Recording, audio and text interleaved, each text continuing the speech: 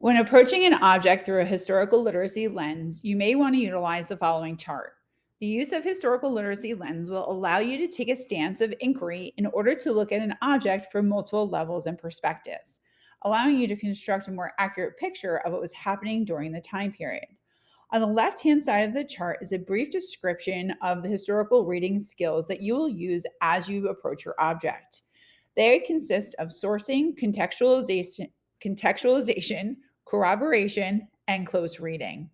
If you look at sourcing, you're going to ask the who, what, when, where, and why of the object.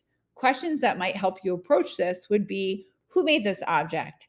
Did they make it for themselves or for someone else? When was this object created and or found? Why was this object created and or found? And what was its purpose?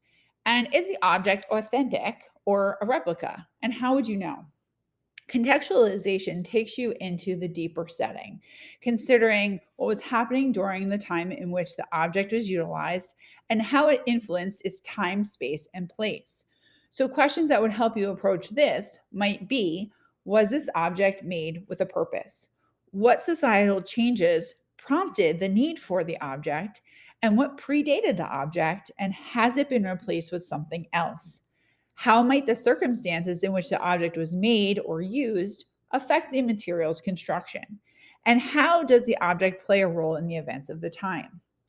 A deeper connection would be corroboration. This is examining the object against other sources and objects so that its authenticity can be tested.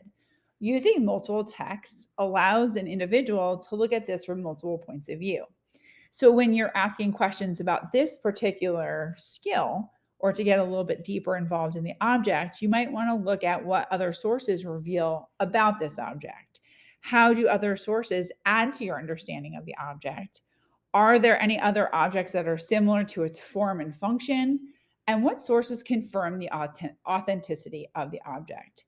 And finally, you really want to make sure that you look very closely at the object from different perspectives, bringing in outside information. And this ties closely into close reading.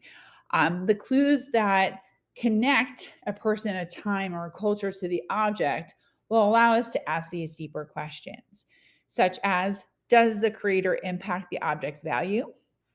Does its former or current owner determine its value?